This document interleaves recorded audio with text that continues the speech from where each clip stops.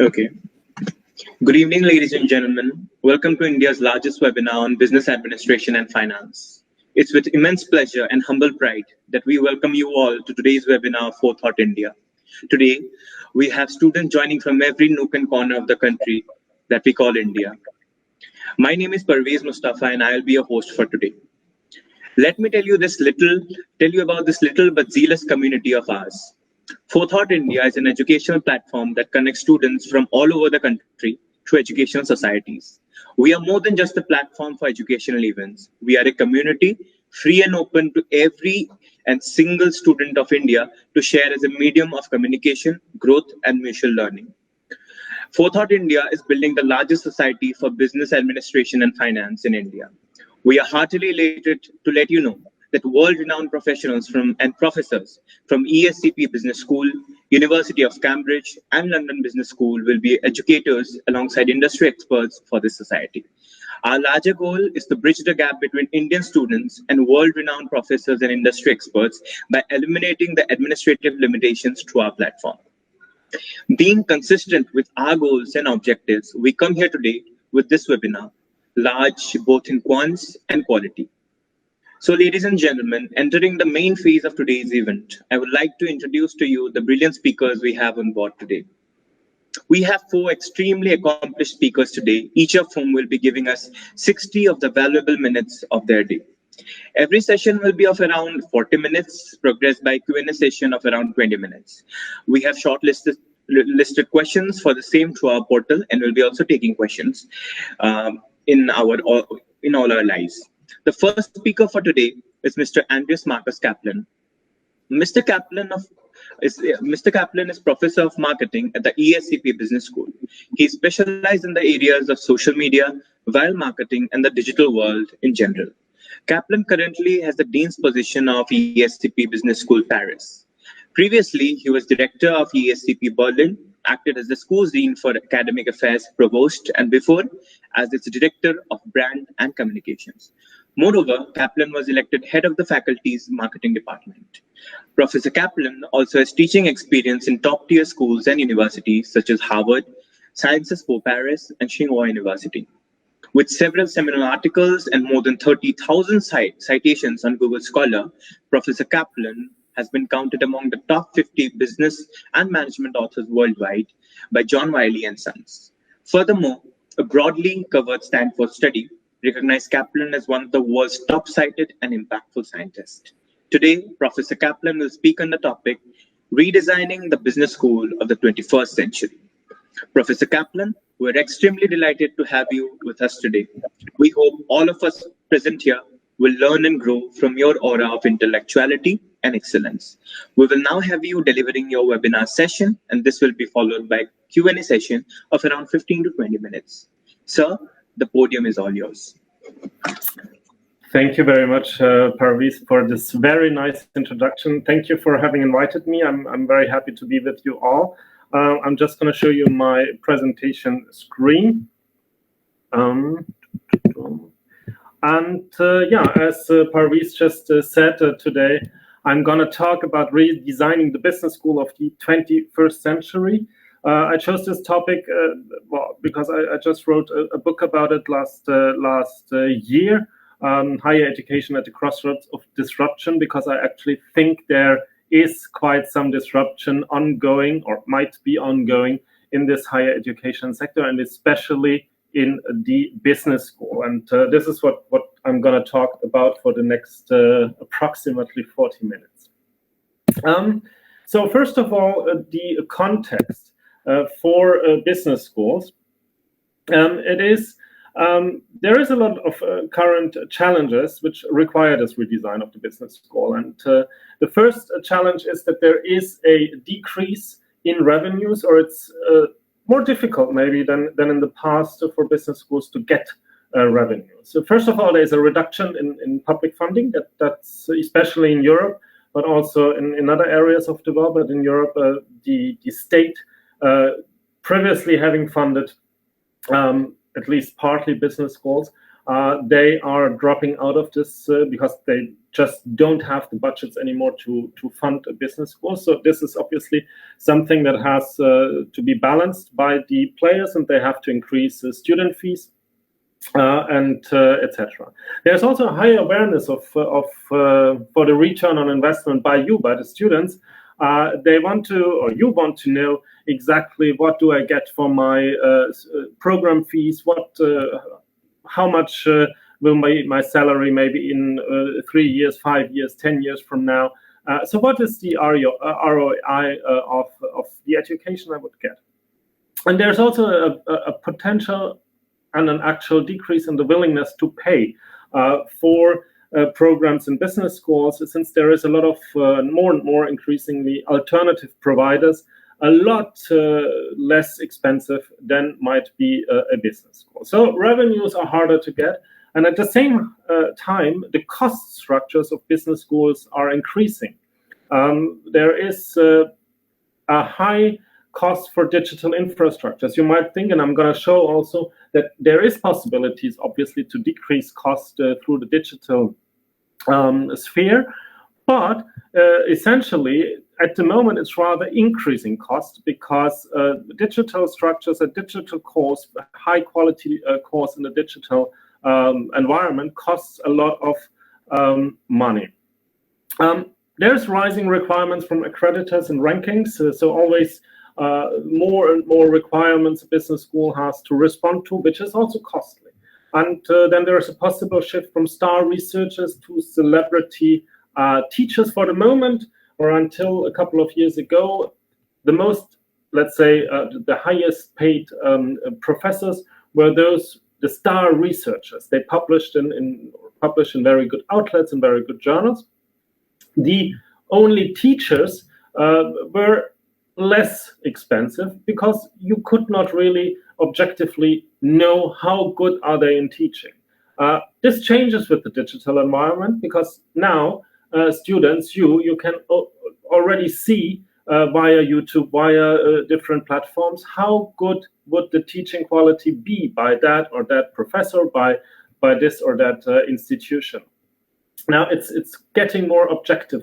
The teaching quality of a university or of a business school. So also here there is an increase maybe in cost for those types of professors.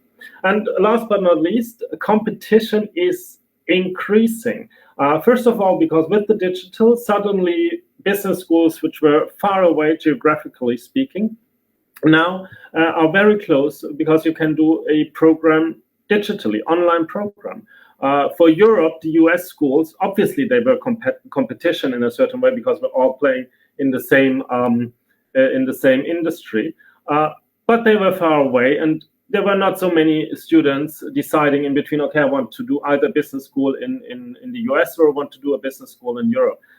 Now with the digital sphere, competition is fiercer, since you could just stay at home in your country and either decide to do a online program at a US school or at a European school.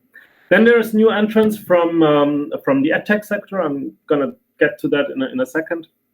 And also employers are gradually accepting new certification types. So you don't necessarily need a degree any longer from a business school in order to get a job, but there is alternative ways. And also here, I'm going to show you some examples. The first example from the edtech sector is the Power MBA, which is essentially a Spanish startup created only a couple of years ago. And they kind of picked the idea of Laurie Pickett. Laurie Pickett is the lady in the bottom right on this slide. And in 2016, I think Laurie Pickett, she decided, okay, I want to do an MBA. And she looked at the best schools around the world. She looked at Harvard, at Stanford, at LBS, etc. And she decided, well, actually, $100,000 is just too much in program fees, and I'm not ready to spend that much money.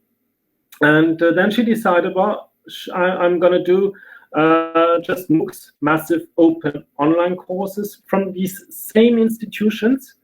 And to get certified from these courses, that costs just a couple of $100s. So essentially, she got the same contents, course contents, as she would have gotten if at one of those major institutions, but for a fraction of the cost. Maybe around $1,000, I think it cost her the entire self-designed MBA, if you may. And obviously, this is not an MBA which is accredited, but she got the same contents, the same courses, and she also found a job with it. So you see, there is some competition here, and the Power MBA, the Spanish startup, essentially just took the same idea. So they have an MBA, an online MBA. It's not accredited. It's not accredited by the major accreditations around the world, like AMBA or AACSB. It costs $999. Essentially, it's mini courses, 15-minute courses, but taught by senior leaders from industry, from Airbnb, Airbus, Netflix, Tesla, etc. You get courses by those people. And obviously, you as students, you like that a lot, because you like when there's people from the industry talking to you. And by now, this startup has 2,000 monthly enrollments with a 40% completion rate and a strong upward tendency. Now, obviously, you might say, well, yeah, okay, this is content, but will we get a job with that? Because in the end, it's the job market deciding, has she or he participated in a good program? Is he or she capable of working in my company? And there is already some signals that actually the job market might accept such programs and such alternative certifications. And one example I want to give you here is the Google career certificates. Google very intelligently started right like at the beginning of COVID-19 to offer these career certificates, which is essentially 6-month online courses. You pay $40 per month, and you can become a data analyst. At least the courses are designed to becoming a data analyst, a project manager, and some other jobs. Now, this in itself is not so interesting, but the interesting thing is that Google offers you, if you succeed and if you complete this 6-month course, they offer you a job interview at the same level as they would offer a job interview to a graduate of a 4-year bachelor. So you get the same chances. Obviously, afterwards, it's up to you if you convince them to give you a job, but you get an invitation to a job interview, and a 4-year bachelor in the States costs $100,000 here, and it takes 4 years. In comparison to Google career certificates, 6 months for a couple of $100, it's a difference. And then if you don't want to work for Google because you might have other plans, Google managed to get over 150 partner companies who all do the same approach. If you succeed, if you get through these 6-month online courses, you got a job interview at the Bank of America, Best Buy, SAP, and so on. So this shows that the job market actually might be sooner or later ready to accept students not having gone through business schools, but having gone through alternative certifications from alternative providers. Last example in this thing is LinkedIn. LinkedIn is also very interesting to look at with regards to competition of business schools. LinkedIn, I don't know if you know, but LinkedIn also has a learning platform, LinkedIn Learning it's called, with 20,000 courses on Stack. And you pay a certain fee and you get those courses. Now, the interesting thing with LinkedIn is that they have a lot of information. They know what jobs are out there. They know what your qualification is, especially since students, you more and more put on LinkedIn all the individual courses you ever attended, you ever followed. So LinkedIn knows your qualification. They know the jobs which are in demand. And they know also the training you might need in order to get the qualifications for getting your desired job. And they can suggest you these courses. So LinkedIn knows an awful lot. And yet now imagine if LinkedIn manages to match the employment market with the student market, and they get the companies the best candidates through this platform, and the employment market would decide, well, actually, I get very good candidates proposed by LinkedIn Learning. Do we need to go still to business schools to get our candidates? Not sure. So, I mean, I'm exaggerating a bit on purpose, because obviously I'm formulating and phrasing it a little bit of provocatively. But you see that there is tendencies and trends where business schools might need to reflect a little bit about how they work in the future. And this is exactly what I want to show you now in terms of how I think that business schools should redesign their activities, should work in the future, should at least think about how to change. I mean, I'm not saying that these changes are all going to happen in the next couple of years, in the next 2. So there is still time. Obviously, parents want their children to attend a real university, a real business school. They would probably not feel comfortable with their children saying, well, I'm not going to go to an accredited higher education institution, but I'm gonna do a 6-month online course with Google. But with time, you know, if there's more and more examples where these students who decided to do an online degree with Google, on LinkedIn, on whatever it is, they actually get a job. So maybe behavior might also switch in parents. So redesign. I'm going to talk about a couple of different elements here in this redesign. Well, form follows function. So, because I'm writing that down, that to make it very clear that online is not, you shouldn't do online just because you want to be seen as very innovative, very modern. For me, there must be a sense in why some courses are online, some programs are online, or why they are taking place on site. So this is the form, the online format must follow a certain function of what the objective of the respective program or a course is. Function, I'm going to talk a little bit about that. We're going to go, and I'm going to explain that in a second.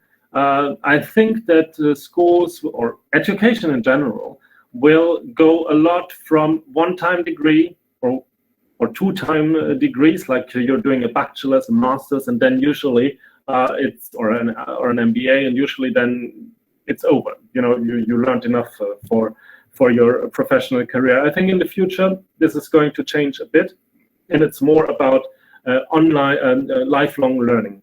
Again, I'm going to talk about that in a couple of slides.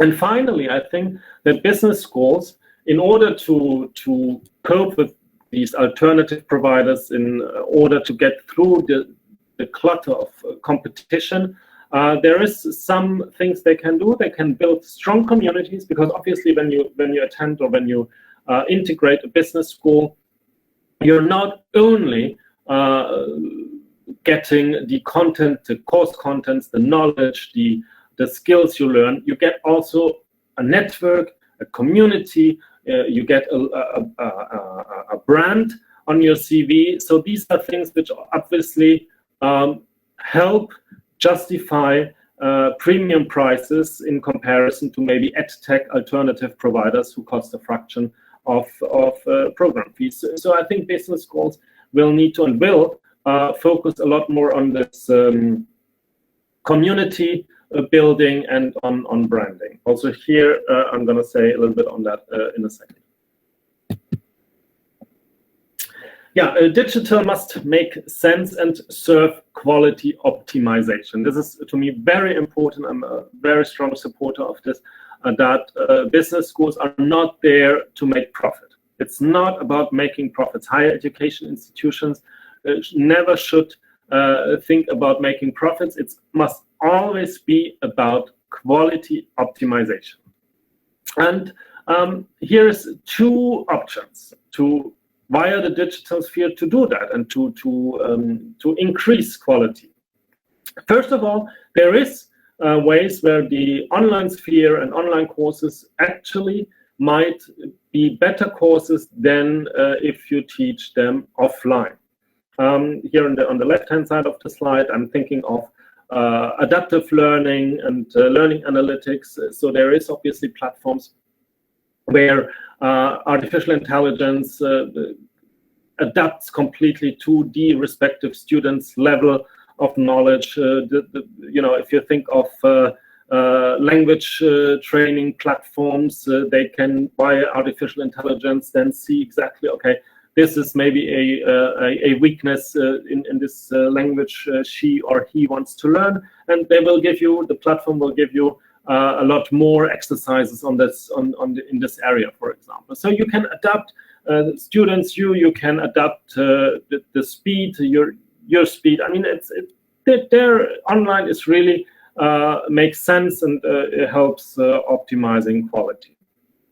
You also can get better access to multidisciplinary content, to world-class speakers. Also here, it makes a lot of sense. A business school, especially if it's a standalone business school, they might only offer or have expertise in management subjects, but we all know today it's also important, very important to know about data science, but also about legal questions. So there is a lot of things out there, and interdisciplinarity is very important. And via the online, suddenly the business school can suggest those courses in other disciplines at partner schools, partner universities, where they can suggest and where students can follow these courses online.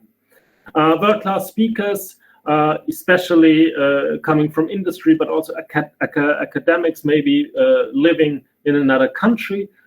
Without the online possibility, they probably would not have traveled for intervening in one course for, I don't know, an hour or an hour and a half. And even if they live in the same city, would they come to the campus physically? It would take half a day. They have to commute to the campus. They have to go back to the office. Now with the online, you can only just have them speak for 30 minutes in your course. They don't need to move. They don't need to go outside of their office. They can just stay 30 minutes, explain about the practical insights to a certain theory you just learned with your professor. So this is also a thing where digital makes sense. Innovative program formats, course structures, you can have part-time programs a lot more, and in a better way, where you partly work in a company, maybe let's say 2-3 days you work in a company per week, 2 days you have courses. Obviously then you can have these courses online. That would also make a lot of sense. And the second possibility, when it makes sense, or how you can use the online possibilities to optimize quality, that is what I show here on option 2 with the 2 graphs. Well, it's not important to look at the graphs. I'm going to explain to you the idea. In some ways, in some situations, an online course is pedagogically less valuable than an online course. That is just how it is. But sometimes it's a calculation question. Sometimes it might make sense to have maybe a little bit of reduction in the quality of the course, because it's going to be offered online instead of on-site. Think of of core courses in marketing, in finance, in whatever subject you have. And online you can have a lot bigger classes, bigger groups, bigger cohorts. So essentially, the business school might have a savings with that, might create savings with that. But again, those savings should absolutely not be seen as profit, but as a way to reallocate these savings, maybe to areas where with this kind of the amount of saving you would make of going online with the course could create a higher perceived quality. For example, in the career service, you earn I don't know, 10 units in savings because the course is happening online instead of on site.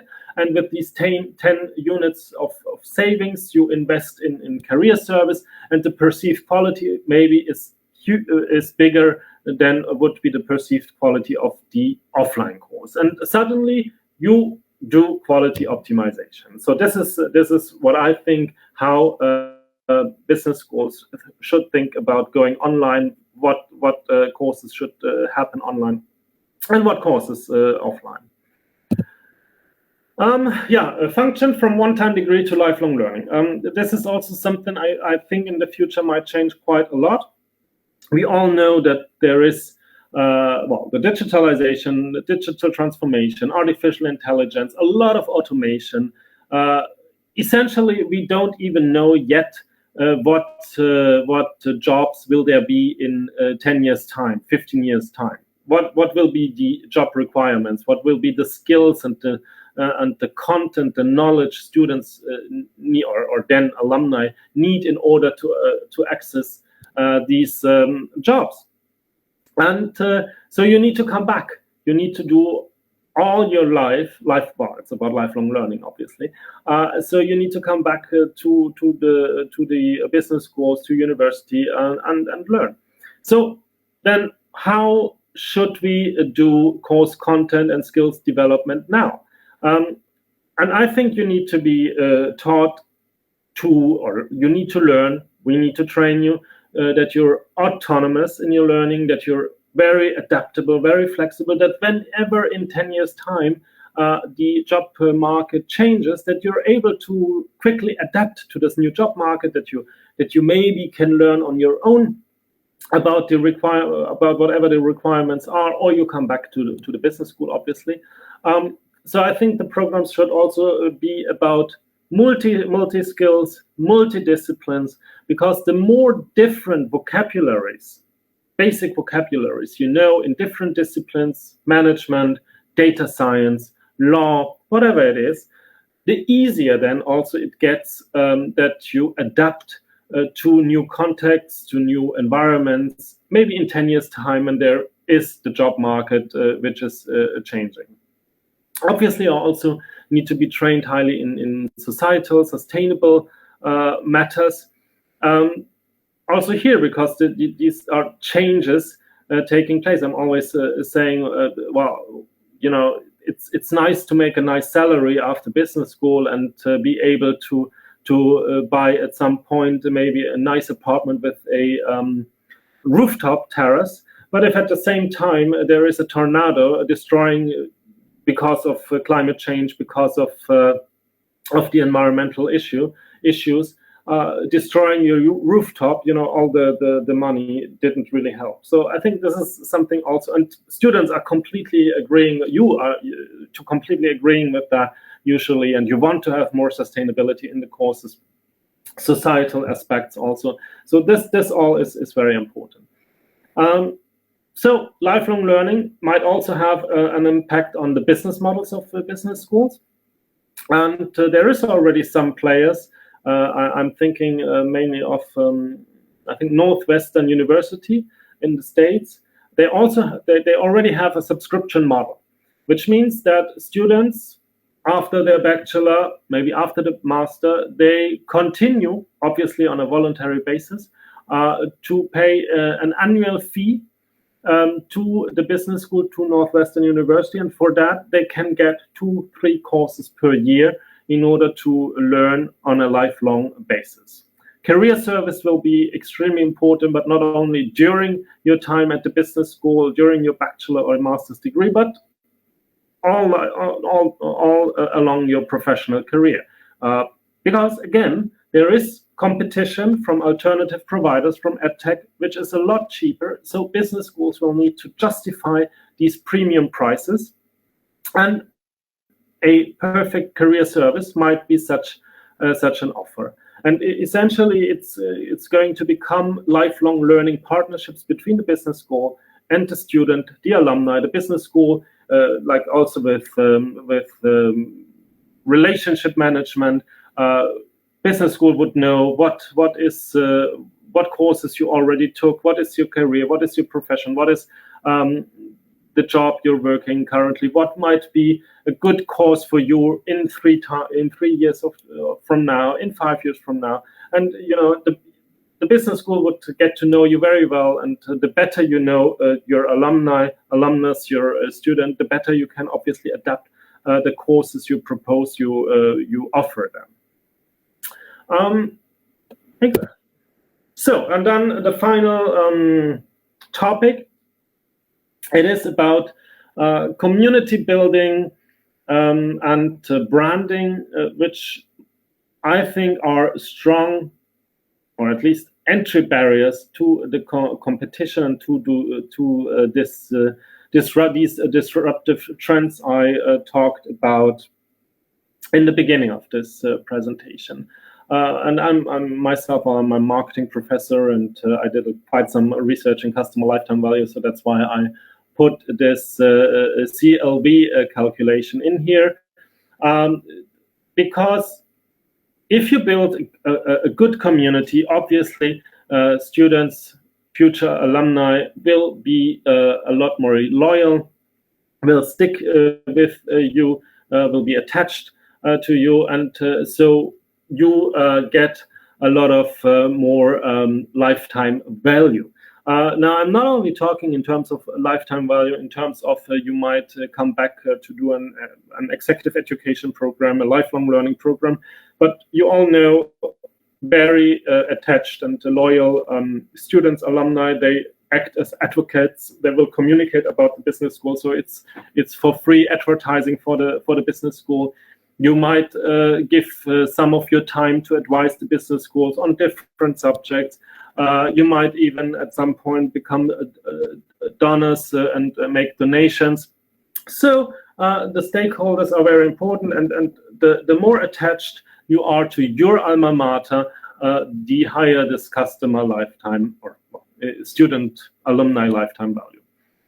Also, customer retention obviously is a lot easier, less costly than customer acquisition. So here too, if you have students in the bachelor, that has probably cost quite some efforts to get you in the program, because you're excellent students, so you might have other options, and the better you keep those students you for a longer time, the better it is.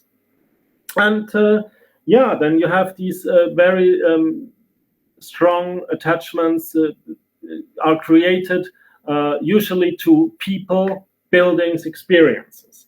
You're not, it's very rare that you're attached to a course content, to a specific course where you learned, skills, knowledge. Usually you're not attached to something like that. You're attached to a professor, you're attached to a building, to experiences outside the classroom, student societies, sports events,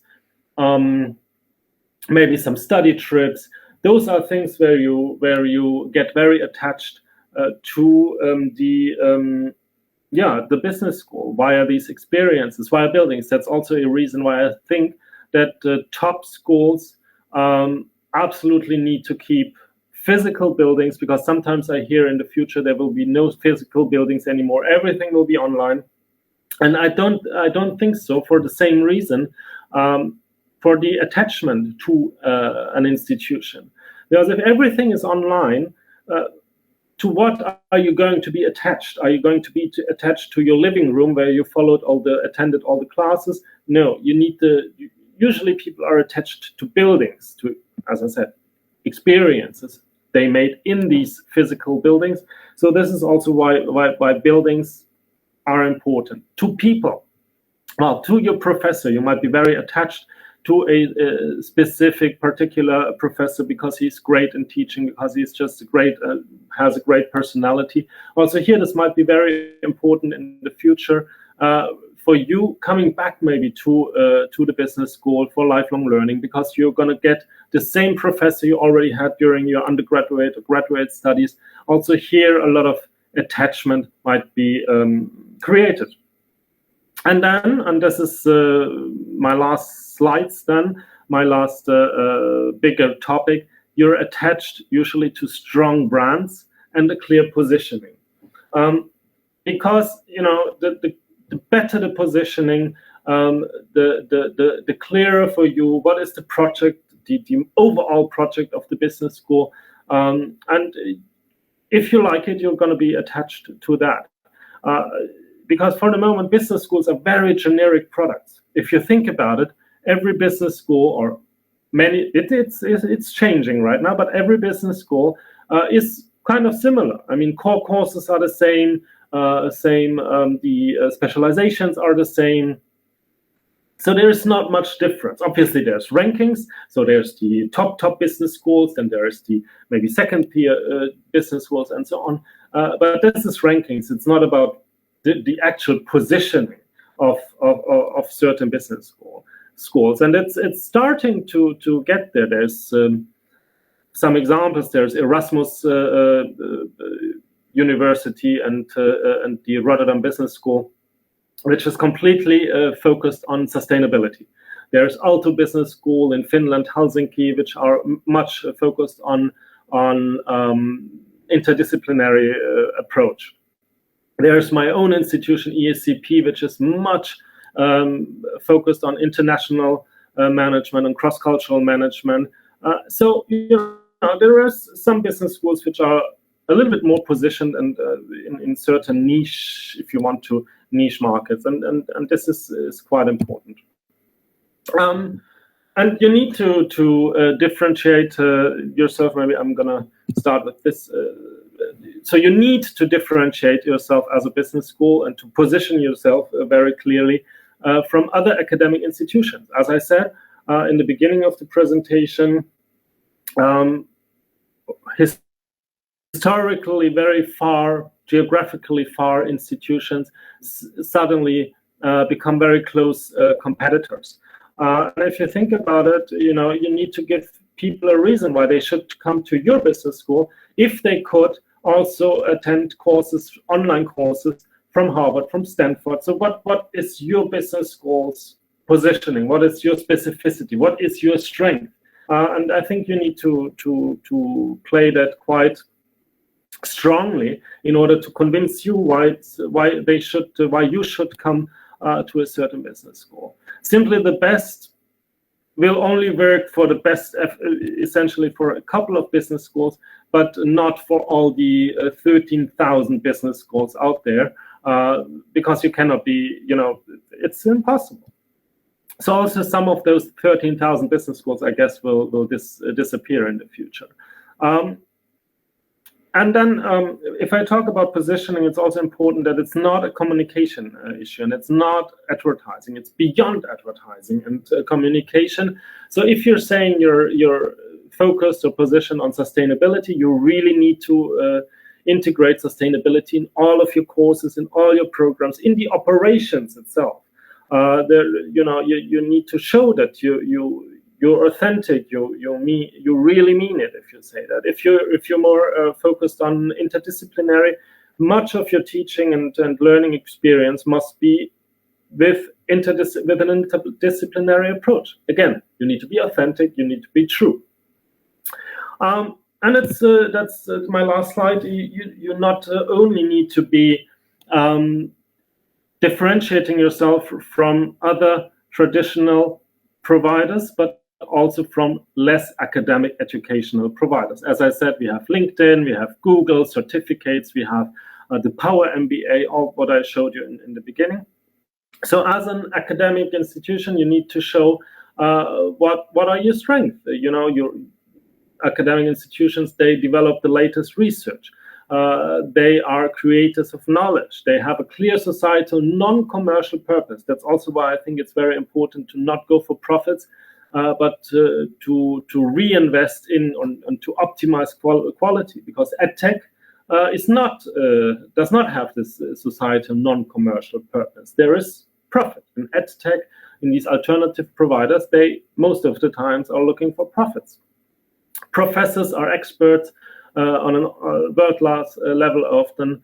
Professors are specialists in designing programs and curricula. So you have a lot of advantages of which traditional academic business schools, academic educational providers can bring forward in order to justify higher or premium prices with in comparison to those less academic educational providers. And pricing can also be a differentiator. And I think that it will be in the future very difficult to justify that online courses, online programs are priced as high as offline programs. For the moment, there's several players in this industry who don't want to cannibalize their own course, so they just say, okay, the offline course and the online course or the online version of the program is as expensive as the offline version. And this was also the case for Princeton University, I put here on the slide. But a couple of months ago, I think maybe a year ago, Princeton decided to radically reduce prices for their online programs because of competition from less academic educational providers. And then it makes sense. You know, online programs have different advantages. They're cheaper, maybe in price, but they will be taught to bigger cohorts. You don't get this network effects. Which offline courses, you get networks, you get smaller groups, you have excursions, you have dinners, you have student societies, you career service company visits. So you need to justify really why you exist and why students should invest those premium prices in a specific business school. And yeah, I think this is kind of my 40 minutes. Yeah, now I'm open to questions if you have any, and I'm gonna just close this screen. Thank you, sir. Your session was truly a reflection of your high quality of intellect, control over the subject,